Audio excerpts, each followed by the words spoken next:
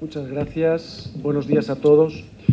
Bueno, debo comenzar mi intervención necesariamente, es de justicia, agradeciendo a los organizadores de estas jornadas académicas sobre Derecho Constitucional para Operadores de Justicia por haber querido contar conmigo para intervenir en las mismas como ponente. Y debo personalizar ese agradecimiento en la doctora Maldonado, presidenta del Consejo de la Judicatura del Ecuador, y en el doctor Vázquez, rector de la Universidad Internacional de La Rioja. Muchas gracias. Por tanto, estos son agradecimientos que se tienen preparados, siempre deben hacerse, debe agradecerse a quien le invita a uno a su casa. Pero una vez aquí, teniendo en cuenta las atenciones recibidas y el cariño recibido, yo creo que este agradecimiento debe multiplicarse por 2, por 3, por 4 y así sucesivamente hasta el infinito. Por tanto, muchas gracias. Además, participar en estas jornadas me ha permitido conocer un país como el Ecuador y Quito, su capital, que no conocía y que me ha parecido maravilloso. Y, por tanto, además de este agradecimiento, debo manifestar también mi completa satisfacción por estar hoy aquí con todos ustedes. Bien, el tema que tengo asignado es el de justicia constitucional y tutela de los derechos fundamentales en España y, por tanto, se trata de examinar las líneas maestras del sistema español de protección jurisdiccional de los derechos fundamentales, que les adelanto ya que es un sistema compartido entre los tribunales ordinarios y el Tribunal Constitucional, al que puede acudirse solo si los tribunales ordinarios no reparan la lesión del derecho fundamental. Puede acudir, repito, de modo subsidiario al Tribunal Constitucional a través del recurso de amparo. Debemos tener en cuenta, luego lo explicaremos, que en el sistema español, en la Constitución española, todos los derechos no tienen la misma protección y solo los derechos fundamentales gozan de esta protección reforzada. Bien, para introducir el tema, vamos a partir de las principales funciones que la Constitución de 1978 asigna al Tribunal Constitucional español. En primer lugar, el control de la constitucionalidad de las leyes y disposiciones normativas con fuerza de ley a través de dos medios, bien por la vía directa del recurso de inconstitucionalidad, bien por la vía de la cuestión de inconstitucionalidad que puede plantear un juez cuando considere que una norma legal aplicable al caso concreto del que está conociendo y de cuya validez dependa el fallo pueda ser contraria a la Constitución. En segundo lugar, la función que nos ocupa, por tanto, la protección con carácter subsidiario de los derechos fundamentales frente a vulneraciones ocasionadas por los poderes públicos a través del recurso de amparo constitucional. Y en tercer lugar, la resolución de los conflictos de competencias, que a su vez pueden ser de otros tipos. En primer lugar, conflictos de competencias positivos y negativos que pueden surgir entre el Estado y las comunidades autónomas o conflictos de estas entre sí. Saben ustedes que las comunidades autónomas son los entes principales en que se organiza territorialmente el Estado español. En segundo lugar, conflictos de competencia entre los órganos constitucionales del Estado, esto es, Gobierno, Congreso de los Diputados, Senado y Consejo General del Poder Judicial. Y en tercer lugar, conflictos que los municipios y provincias pueden plantear en defensa de la autonomía local constitucionalmente garantizada contra normas del Estado o de las comunidades autónomas con rango de ley. Atendiendo a estas funciones, podemos decir que la Constitución ha erigido al Tribunal Constitucional, por un lado, como juez exclusivo de la constitucionalidad de las leyes y de los conflictos constitucionales, y por otro, como juez supremo en cuanto a la protección de los derechos fundamentales, ya que esta es una labor que comparte con jueces y tribunales ordinarios integrantes del Poder Judicial.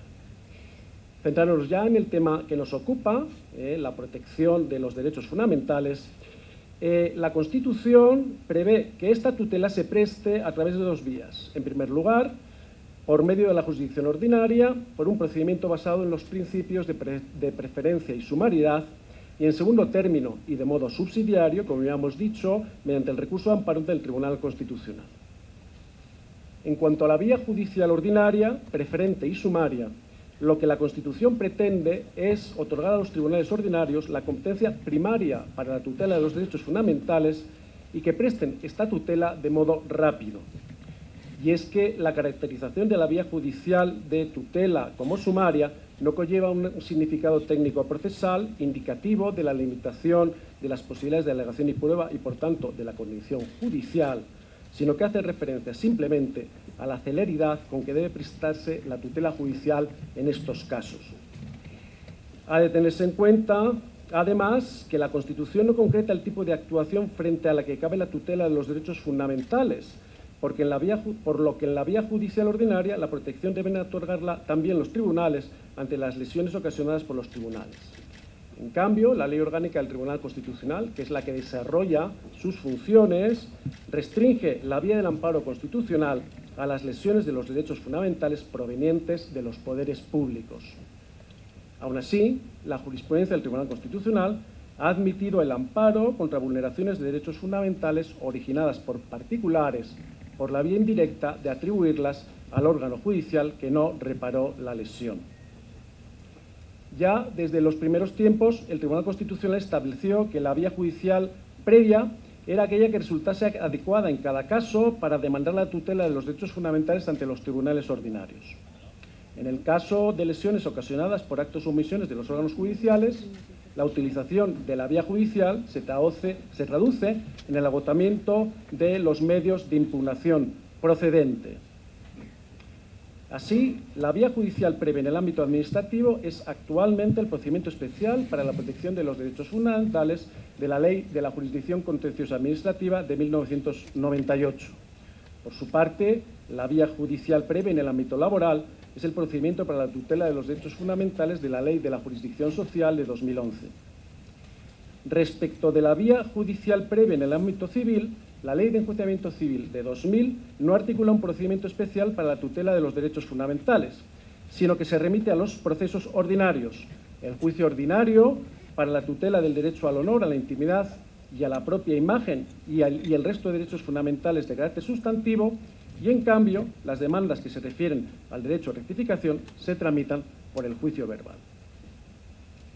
Centrándonos ya en el recurso de amparo constitucional, este ha desempeñado un papel de capital importancia desde su creación, y no solo porque a través del mismo se ha ido construyendo la efectividad de los derechos fundamentales, sino porque además, por medio de las resoluciones dictadas para defensa de aquellos, el Tribunal Constitucional ha contribuido de una manera decisiva a la reinterpretación de todo el ordenamiento jurídico español y muy especialmente a la del ordenamiento procesal.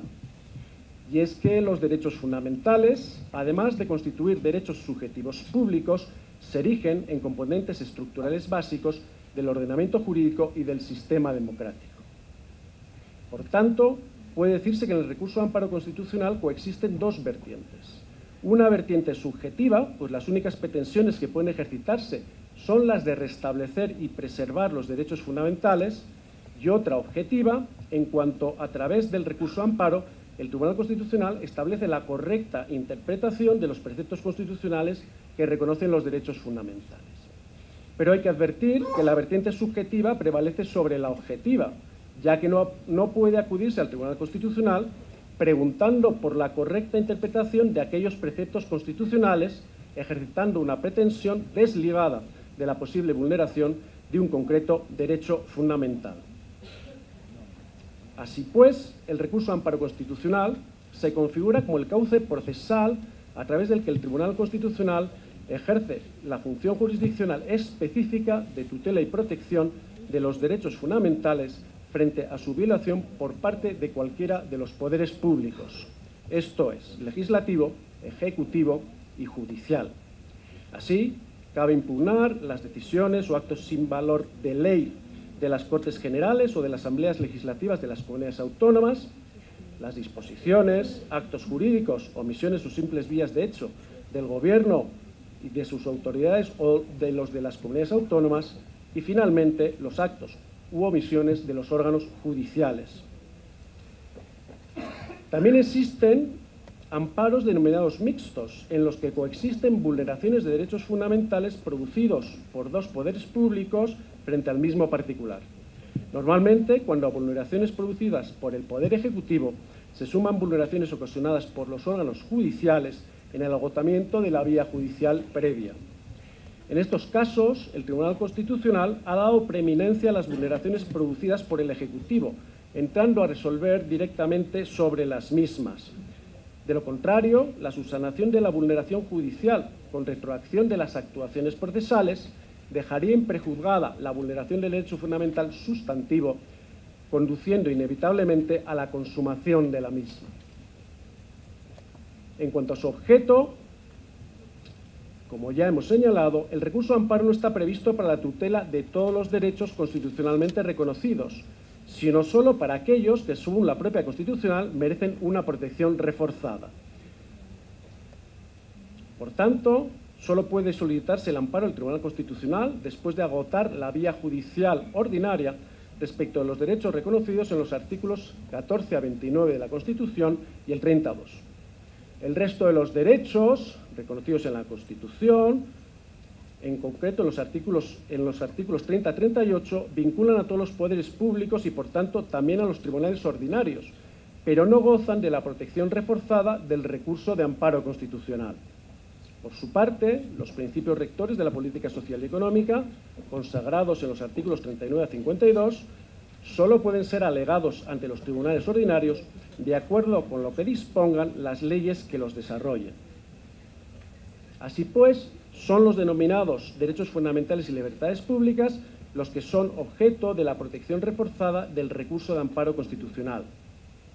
Estos derechos se conciben con carácter general al modo de las libertades públicas del mundo anglosajón, es decir, como ámbitos exentos de la intervención de los poderes públicos. Como ya hemos adelantado, una de las características más relevantes del recurso de amparo constitucional es la subsidiariedad, es decir, la decisión del Tribunal Constitucional debe venir precedida con carácter general por la de los tribunales ordinarios. Sobre esta característica podemos hacer las siguientes consideraciones. En primer lugar, su razón de ser reside en respetar el papel de los tribunales ordinarios como primeros garantes de los derechos fundamentales. Además, en su afán de que el recurso de amparo constitucional fuese subsidiario con carácter general, llevó al legislador español a introducir el denominado incidente excepcional de nulidad de actuaciones. Así, aunque la nulidad de actuaciones solo puede hacerse valer como regla general a través de los recursos, este medio de impugnación permite solicitarla por vulneraciones de derechos fundamentales, aunque haya recaído resolución firme. En el caso de vulneraciones producidas por actos parlamentarios, se había venido considerando que el recurso de amparo no era subsidiario, puesto que la Ley Orgánica del Tribunal Constitucional solo exige que dichos actos sean firmes con arreglo a las normas internas de las cámaras o asambleas. No obstante, debe entenderse que si dichos actos son susceptibles de control jurisdiccional, habrá que agotar la vía judicial. Además, en determinados supuestos, debe excepcionarse o matizarse la exigencia de la subsidiariedad para posibilitar la eficacia preventiva del recurso de amparo. Por ello, cuando el amparo se dirija contra resoluciones judiciales interlocutorias que hayan vulnerado derechos fundamentales de carácter sustantivo, la subsidiariedad solo exige la utilización de los recursos previstos contra esa resolución, pero no el agotamiento de la vía judicial completa, lo que produciría, sin duda, la consumación de la lesión sin posibilidad de restablecimiento del recurrente en la integridad de su derecho. Es el caso, por ejemplo, de las resoluciones judiciales que acuerden la prisión provisional o medidas de investigación penal restrictivas de los derechos fundamentales. A pesar de la subsidiariedad, el recurso de amparo no es la última instancia jurisdiccional, ya que en el mismo solo puede pretenderse la tutela de los derechos fundamentales, pero no otras cuestiones de legalidad ordinaria que pueden haberse discutido ante los tribunales ordinarios. Y por último, en cuanto a estas reflexiones sobre la subsidiariedad, hay que decir que, aunque el recurso de amparo del Tribunal Constitucional agote la vía judicial nacional, posteriormente cabe acudir al Tribunal Europeo de Derechos Humanos. Con la reforma del trámite de admisión en 2007, se ha producido un innegable reforzamiento de la vertiente objetiva del recurso de amparo, al exigirse para su admisión, además del cumplimiento de los presupuestos procesales requeridos, que el contenido del recurso justifique una decisión sobre el fondo en razón de su especial trascendencia constitucional. Con ello, la admisión de la demanda de amparo pasa a ser discrecional, pudiendo inadmitirse en caso de probables vulneraciones de derechos fundamentales, si el Tribunal Constitucional no aprecia dicha trascendencia constitucional en el caso concreto. la jurisprudencia constitucional ha establecido los casos que presentan una especial trascendencia constitucional. En primer lugar, aquellos recursos que planteen un problema o una faceta de un derecho fundamental sobre el que no haya doctrina del Tribunal Constitucional. Además, cuando el recurso dé ocasión al Tribunal Constitucional para cambiar su doctrina. También cuando la vulneración del derecho fundamental provenga de la ley o de otra disposición de carácter general. Asimismo, cuando la vulneración del derecho fundamental traiga causa de una reiterada interpretación jurisprudencial de la ley. Tienen especial trascendencia constitucional también los casos en que la doctrina del Tribunal Constitucional sobre un derecho fundamental esté siendo incumplida de modo general y reiterado por la jurisdicción ordinaria, o si existen resoluciones judiciales contradictorias sobre el derecho fundamental. Asimismo, en el caso de que un órgano judicial incurra en una negativa manifiesta del deber de acatamiento de la doctrina del Tribunal Constitucional, y finalmente, cuando el asunto suscitado, sin estar incluido en ninguno de los anteriores, trascienda del caso concreto porque plantee una cuestión jurídica de relevante y general repercusión social y económica o porque tenga unas consecuencias políticas generales. La sentencia del Tribunal Constitucional otorgará o denegará el amparo según entienda que existe o no la vulneración del derecho fundamental denunciada. Y aunque no se prevea expresamente, también es posible que se dicte una sentencia de inadmisión de la pretensión de amparo, cuando a pesar de haberse admitido a trámite la demanda, en el momento de dictar la sentencia, se evidencie que no concurren los presupuestos procesales necesarios para resolver sobre el fondo del asunto. Cuando proceda la estimación de la demanda de amparo,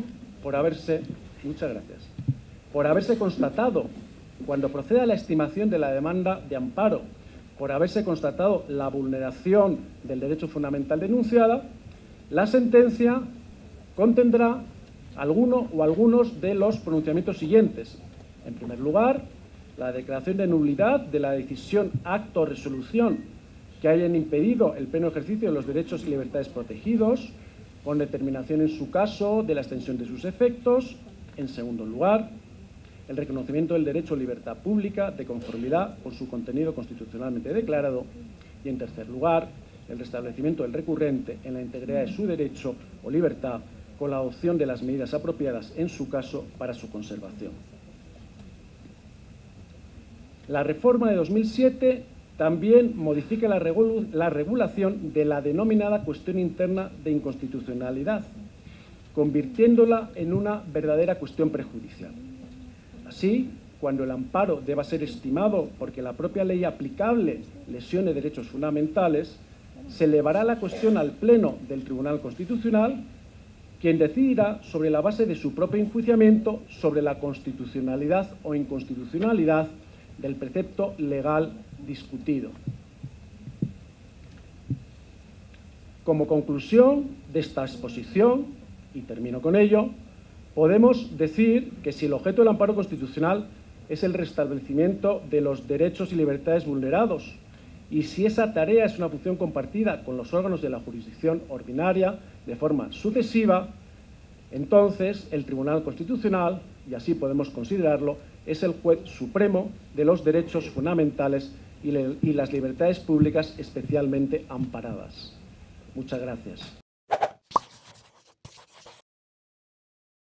Para más información, visite nuestra página web www.funcionjudicial.gov.es o visite nuestras redes sociales.